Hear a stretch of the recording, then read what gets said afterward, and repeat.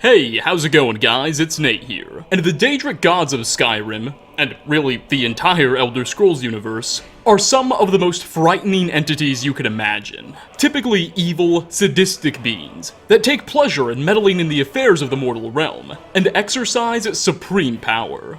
In total, there are nearly 20 Daedric princes said to be watching over Nirn, from Mehrunes Dagon, god of chaos and destruction, to Vermina, Lord of Nightmares. There is quite a long list of these deities you need to watch out for.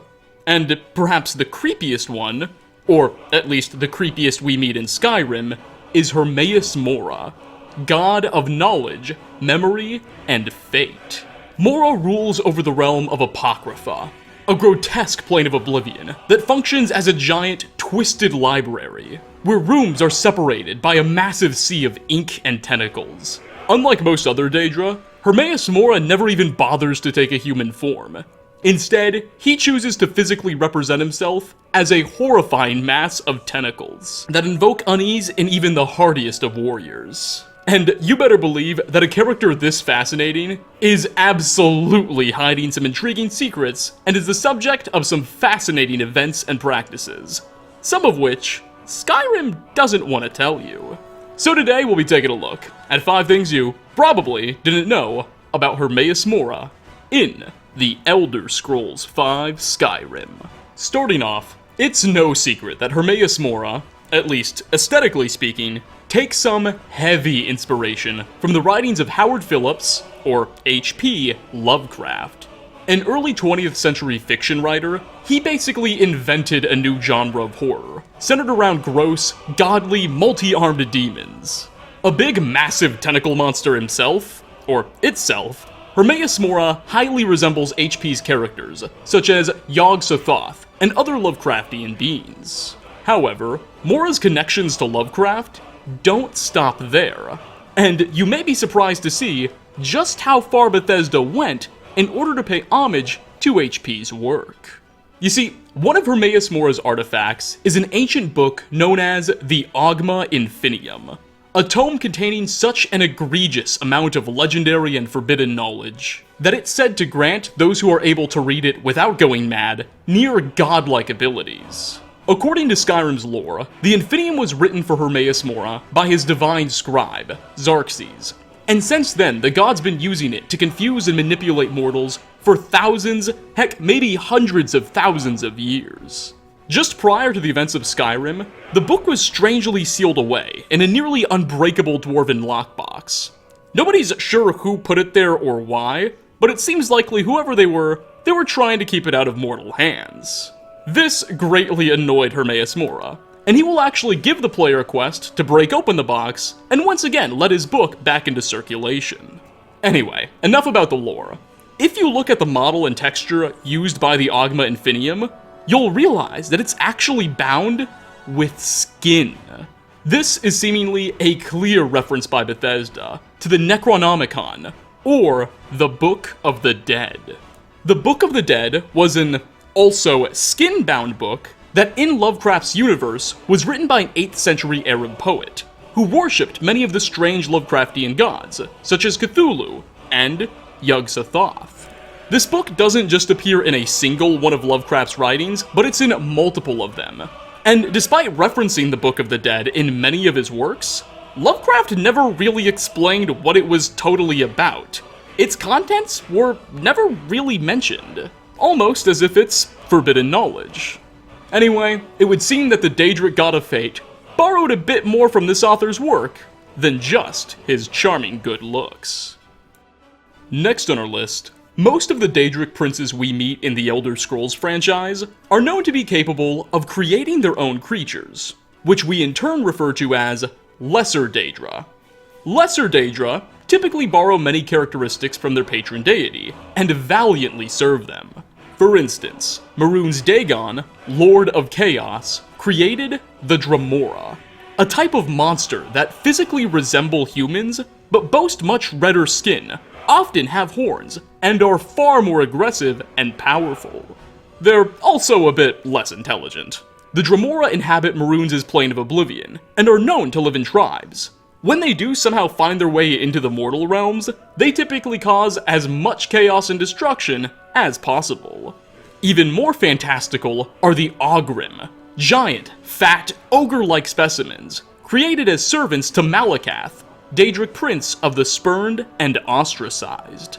Well, as anyone who's played the Dragonborn DLC knows very well by now, Hermaeus Mora also has his own various kinds of lesser Daedra in service to him. And what I want to focus on are the Seekers, because the lore suggests that these beings have some horrifying backstories. Seekers are roughly human-sized floating beings that, much like the god whom they follow, give off some real Lovecraftian Cthulhu vibes. Tentacles flail across their head, face, and where their legs should be. Though they also have normal hands. They resemble a cross between man and octopus. Additionally, Seekers boast incredible magical capabilities, and can be found guarding Mora's lands of Apocrypha, and a few can even be encountered on the island of Solstheim, as the events of Dragonborn cause pieces of Apocrypha to spill over into the mortal realm. Anyway, many players believe that Seekers are particularly unique, even amongst lesser Daedra, as rather than being totally created by Hermaeus Mora, it's thought that Seekers are really just people who were captured by the god and mutated severely. It's an idea that inspires shivers down one's spine, and I personally think it's likely. Most of the evidence behind this theory comes from what we know about a mysterious, now lost character named Morian Xenos, whose fate is ultimately unknown. Now, we never meet this Morian guy in any of the games or anything like that, but rather, his tale is told in the book The Doors of Oblivion, which was written by his assistant posthumously, and can now be found across Skyrim. The Doors of Oblivion is largely about the events leading up to Mr. Xenos' disappearance, documented by his apprentice. Apparently, in life, Morian was an incredibly gifted researcher at the Mages Guild in Cyrodiil, who developed an obsession with studying the various realms of Oblivion. So skilled was he, Morian was able to develop spells that allowed him to travel to and personally witness many Oblivion dimensions, all the while telepathically communicating what he saw with his apprentice. The assistant states that Morian had traveled everywhere, from Molag Bal's terrifying dimension of Cold Harbor to Sheogorath's mystical Shivering Isles. But then, one day, Morian decided that he wanted to go see Apocrypha, and that's when things went horribly wrong. At first, once Morian got there, his assistant claims everything seemed fine. His telepathic messages were normal, and Morian told his assistant of a vast library with endless knowledge. But the longer he stayed, the weirder his messages got. Normally, Morian would only spend less than a day when he traveled to a Daedric dimension, but he insisted on staying days, and then weeks, and then months, and then years. His messages back slowly became more like curious riddles, and before long he was sending nothing but ineligible jargon. Xenos would, to the assistant's knowledge, never leave Apocrypha, and never come back. The author claims his master was lost to Hermaeus Mora's realm, and the last message he heard was a totally indecipherable series of noises. And by then he'd been in Apocrypha for 7 years. This is how the Doors of Oblivion ends, and many players believe that what was really happening was that Morian was transforming into a Seeker. It would explain how the beings came into existence, and why they still retain some human characteristics, like arms and thumbs. And it would also explain their name, Seekers, as in seeking you get the idea. Anyway, whatever the story behind these weird, hovering Octus people is, only they and Herma may know, and neither is talking. Coming in at number 3, I'm actually kind of slightly cheating here, as this fact isn't necessarily related to just Skyrim, but more or less pertains to the entire Elder Scrolls franchise, and specifically ESO. Nonetheless, despite its off-topicness, it is still a fact about Hermaeus Mora that I found so interesting I had to include. Anyway, ESO is set thousands upon thousands of years before any of the other Elder Scrolls games, in the mid-Second Era. Despite this fact, when playing ESO, players can actually find books that were written after the mid-Second Era. All throughout the world of the Elder Scrolls Online, we can find books penned in the Third and even Fourth Eras. Why? That doesn't make a lot of sense. These are literally titles from the future. An easy example is that book, The Doors of Oblivion. This was a title written in the Third Era that we can find in Skyrim, and that makes sense. Skyrim takes place after the Third Era, but we can also find it in ESO. How is this possible? Well, as you can likely already infer by the nature of this video, the answer seems to be the work of Hermaeus Mora. When traveling to the Gandrandan ruins in ESO, a loading screen pretty much blatantly reveals this fact. Hermaeus Mora is the reason why we have access to so many futuristic texts. It's implied that they were brought over through the use of magical halls created by one of his worshippers. Honestly, I really love this explanation by ZeniMax Online Studios. I think at the end of the day, no matter what, they wanted to populate their game with as many texts from the Elder Scrolls franchise as possible, including ones from the future, which obviously wouldn't make a lot of sense. But by using Hermaeus Mora as a scapegoat, they were able to provide a very lore-friendly explanation that doesn't compromise much of what we know. Heck, this even seems like something Hermaeus Mora would do. So not only did ESO's gameplay get to benefit from all of these texts, but the lore remained relatively unscathed. Good on them. For fourth spot, we're finally headed back to good old-fashioned single-player Skyrim, to talk a bit about Hermaeus Mora's Daedric quest, Discerning the Transmundane, and specifically a detail by Bethesda towards the end of it that I really appreciated. Now, remember that skin-bound book, the Ogma Infinium, that we talked so much about at the beginning of this video? It's trapped in a dwarven lockbox, and Hermaeus Mora wants us to get it out of that lockbox. Well, this is actually the quest where all of that happens, so you're already pretty familiar with the lore behind it. But what I'm really interested in is the end of this mission. Because once you've completed the quest, Hermaeus Mora will in fact appear before you in his massive tentacly form, and congratulate the player, thanking you for doing his deed, and also making a couple of additional requests. After he's done with his dialogue with you, he'll disappear into the mist, and the quest will be completed. Well, this mission, Discerning the Transmundane, is part of Vanilla Skyrim, and, as we all know, the Dragonborn DLC, which released around a year after Skyrim came out, heavily featured Hermaeus Mora once again, this time making him almost a primary antagonist. Rather than being featured in just one minor quest, he was the subject of, like, nearly all of them, and we interact with him quite a bit in that game.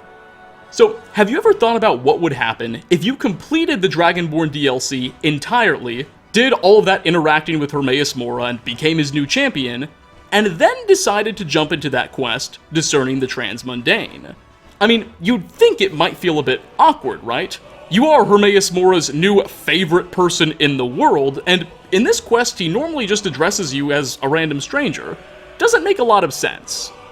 When they were developing Dragonborn, it seems as though Bethesda thought about this. And believe it or not, the Dragonborn DLC actually alters the vanilla Discerning the Transmundane quest, specifically changing a lot of Hermaeus Mora's dialogue. Take a listen to how he normally addresses the Dovahkiin, and how that dialogue changes after you've completed Dragonborn.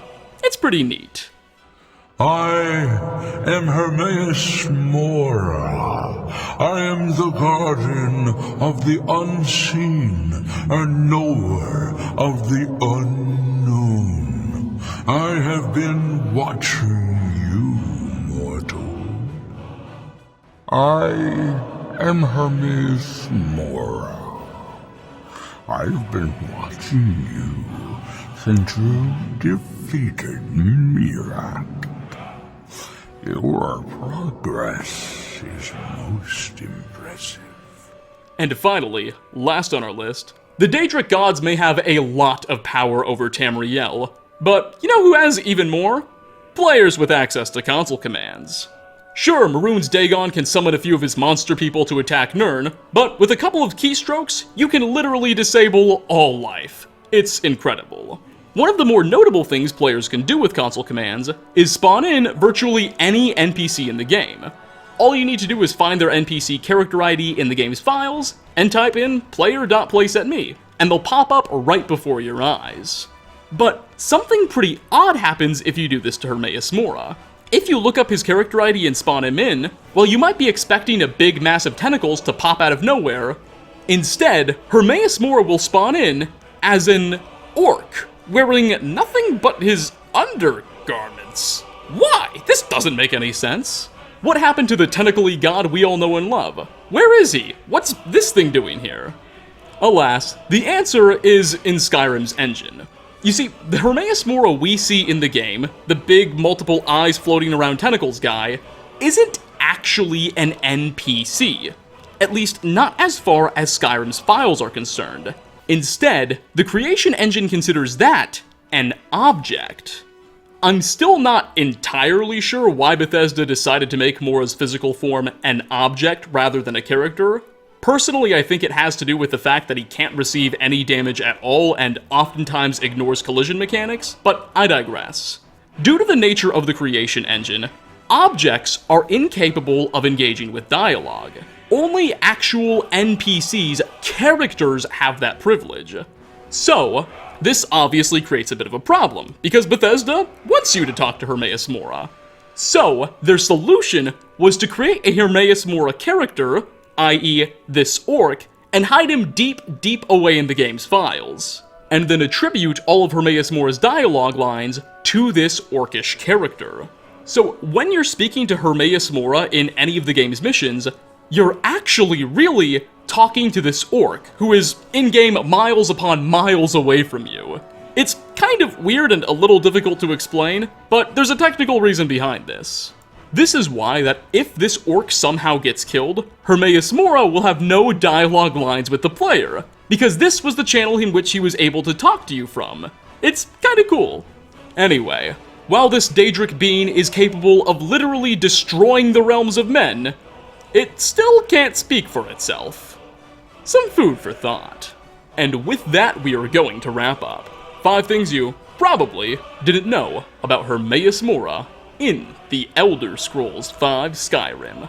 Thanks so much for stopping by, everybody. Real quick, if you would like to continue the conversation further, in the pinned comment down below there will be a link to our channel's Discord server, where we can keep chatting about Skyrim and, well, anything really. Again guys, thanks so much for watching, and hope to catch you all in my next video. Peace out, everyone.